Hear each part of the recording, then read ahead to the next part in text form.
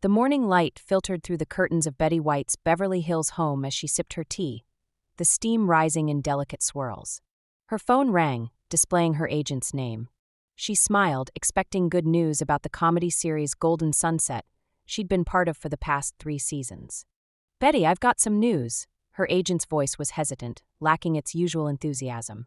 "Well, don't keep me waiting, Edward. Good or bad, I'm 88 years old. I can take it," Betty quipped, her natural humor shining through even in uncertain moments. "The network executives had a meeting yesterday. They've decided to. Well, they want to take the show in a fresh direction. They're writing your character out of the series." Betty's hand tightened around her teacup. The warmth that had filled her moments ago seemed to evaporate. "I see," she said, her voice steady despite the disappointment swelling in her chest. "And the fresh direction would be?" "They're bringing in younger talent. Someone more relevant to today's audience," is how they phrased it. Betty set her cup down carefully, a lifetime of poise preventing her from showing the hurt. After 7 decades in entertainment, the blow still stung. Too old. The words weren't new, but they never got easier to hear. "Well, Edward, I guess I'll have more time for my charity work with the animals," she said, injecting cheerfulness she didn't feel into her voice. After hanging up, Betty sat alone in her sunny kitchen, surrounded by photos of her career milestones and beloved pets who had crossed the Rainbow Bridge. The house felt unusually quiet that morning. "What do you think, Pontiac?" she asked her golden retriever, who padded over and rested his head on her lap. "Are we past our prime?" The dog looked up with adoring eyes that saw no age, only the woman who had loved and cared for him. Betty ran her fingers through his soft fur, remembering the words of her late husband Alan Ludden. "The world will always need laughter, Betty. And no one brings it quite like you do." That afternoon, Betty ventured into her garden, tending to her roses as she had for decades. The physical work usually cleared her mind, but today her thoughts kept circling back to the phone call. 7 decades in television. From being one of the first women with creative control over her own show in the 1950s to becoming America's beloved golden girl in the 1980s. She had reinvented herself countless times, outlasting trends and passing fads. But now, at 88, was this finally the end? As she pruned a particularly stubborn branch, her neighbor Margaret called over the fence. "Betty, have you checked your computer today? You're all over the internet." Betty chuckled. "Margaret, I don't fuss with those things unless I have to."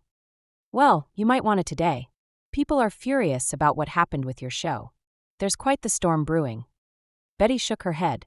"Now don't you worry about that. Hollywood's always looking for the next big thing. It's just how the business works." But later that evening, curiosity got the better of her. She sat at her rarely used computer, and with Pontiac curled at her feet, she navigated to what her grandniece had set as her homepage. The screen filled with headlines. "Network pushes out national treasure Betty White. Fans outraged as Betty White forced out 4 younger talent." And most surprisingly, a hashtag campaign, #BettyWhiteSNL. Betty adjusted her glasses, peering closer at the screen. Hundreds of thousands of people were demanding that she host Saturday Night Live.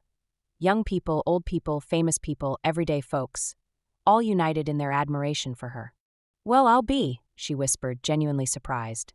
A warm feeling spread through her chest, different from the sting of rejection earlier that day. It was validation, yes, but more than that, it was connection. In a rapidly changing world, somehow her particular brand of humor and heart still resonated. The phone rang again. It was Edward. "Betty, you're not going to believe this. SNL is calling. They want you to host." The Saturday Night Live studio buzzed with energy unlike anything the crew had seen in years. Backstage, Betty sat quietly as the makeup artist put finishing touches on her face. "5 minutes, Ms. White," a production assistant called. Betty nodded, folding her hands in her lap. She'd performed thousands of times over her career, but tonight felt different. At 88 years old, she was about to host one of television's most demanding live shows, a young person's game by any standard. A knock at the door interrupted her thoughts. The show's producer entered. "Betty, I just wanted to check if you need anything before we go live." "Just a reminder of why you thought an 88-year-old woman should host a 90-minute live comedy show," she replied with a twinkle in her eye. The producer laughed. "Because 500,000 people demanded it. And because you're Betty White." As if that explained everything. And perhaps it did. Well, Betty said, rising from her chair with the grace of someone who'd spent a lifetime in the spotlight. Let's not keep them waiting. The lights of Studio 8H were blinding as Betty stepped onto the stage. The roar of the audience washed over her, a standing ovation before she'd said a single word. Young faces in the crowd, old faces, all cheering for her. In that moment, the sting of dismissal from Golden Sunset faded completely. This wasn't pity or charity. This was earned.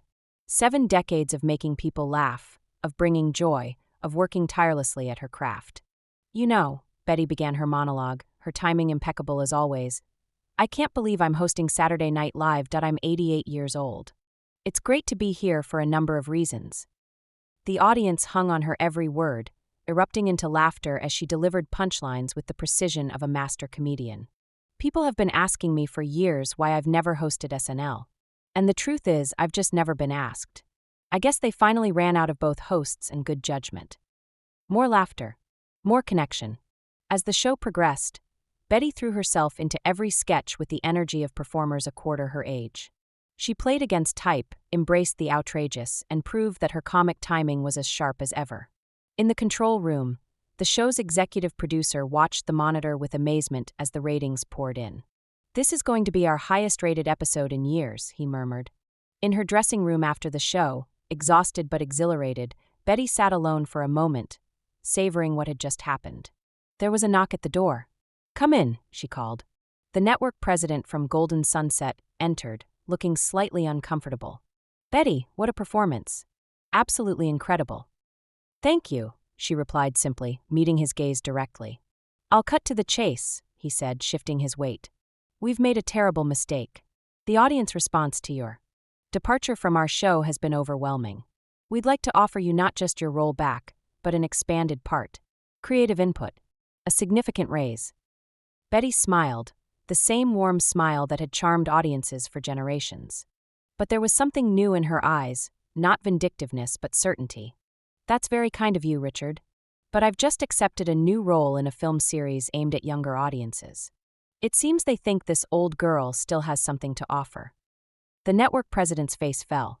Is there anything I can say to change your mind? Betty stood and patted his arm gently.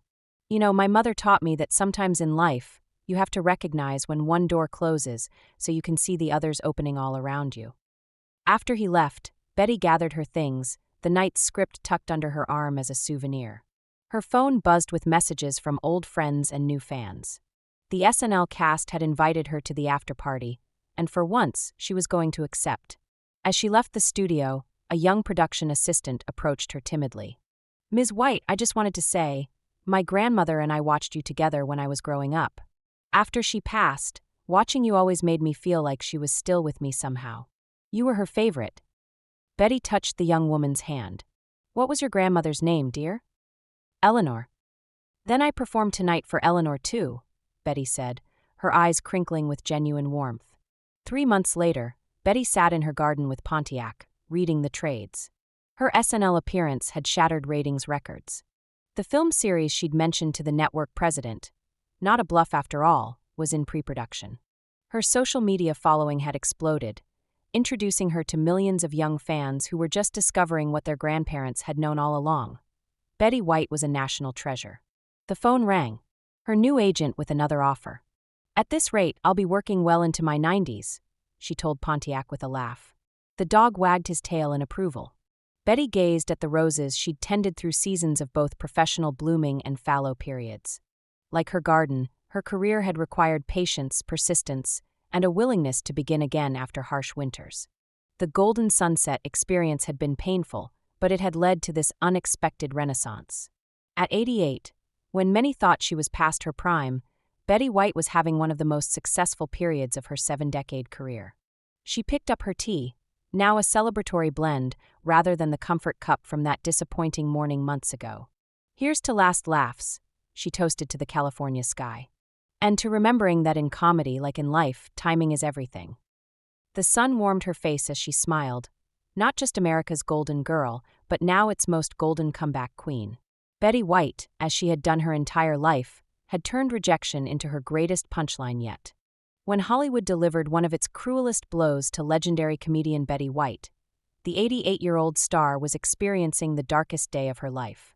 The woman who had made millions laugh across 7 decades now had to hide her own tears. As she was tossed aside for being too old and past her prime, Betty White had a secret that no one could have predicted. This rejection was only the beginning of the most spectacular comeback of her life. America's beloved grandmother was about to teach the young and ruthless faces of show business such a lesson that this story would forever be etched into Hollywood legend.